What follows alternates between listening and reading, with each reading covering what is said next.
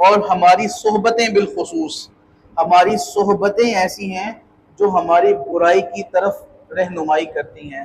تو اس معاشرے میں اپنی صحبت کو بہتر رکھنا یہ بہت ضروری ہے، اور اگر ہم چاہتے ہیں کہ ہم دین و دنیا میں کامیاب ہو جائیں تو اپنا اٹھنا بیٹھنا جو ہے، ہمارا جو اوڑھنا بچھونا ہے، آیا کہ وہ ایسے لوگوں کے ساتھ ہے جو اللہ والے ہیں، یہ ایسے لوگوں کے ساتھ ہے جو اللہ کے ساتھ براہ راست کھلی دشمنی کر کے بیٹھے ہوئے ہیں۔ اس بات پر توجہ کرنا ہر صاحب فہم و فراست کی ذمہ داری ہے۔ بالخصوص میری گزارش والدین حضرات سے ہے، بڑے بھائی جو اپنے بچوں، اپنے چھوٹے بھائیوں کی پرورش کرنے میں بے جا قسم کی کوتاہیوں کا مرتکب ہو جاتے ہیں، نہیں دیکھتے کہ ان کے بچے کہاں جاتے ہیں، بھائی نہیں دیکھتا کہ اس کا چھوٹا بھائی کہاں اٹھتا بیٹھتا ہے۔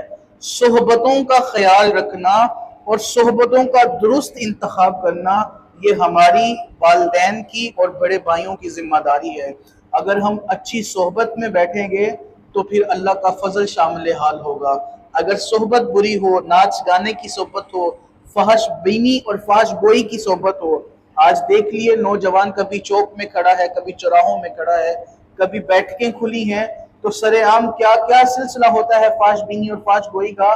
تو اپنے بھائیوں کو، بچوں کو اور خود کو ایسی صحبت سے دور رکھنا یہ ہماری ذمہ داری ہے۔ میاں محمد بخش رحمت اللہ علیہ فرماتے ہیں، چنگے بندے دی صحبت یارو وانگ دکان اتاراں، سودا پاویں مل نہ لئیے تے ہلے اون ہزاراں، برے بندے دی صحبت یارو وانگ دکان لوہاراں، کپڑے پاویں کنج کنج بئیے چنگاں اون ہزاراں۔ تو صحبت جو ہے وہ بہت اثر رکھتی ہے۔ انما یأمرکم بالسوء والفحشاء، جو برائی اور بے حیائی کا حکم دینے والی صحبت ہے، ایسی صحبت سے کنارہ کرنا یہ میری اور آپ کی ذمہ داری ہے، اور اپنے بچوں پر پختہ نظر رکھنا میری اور آپ کی ذمہ داری ہے۔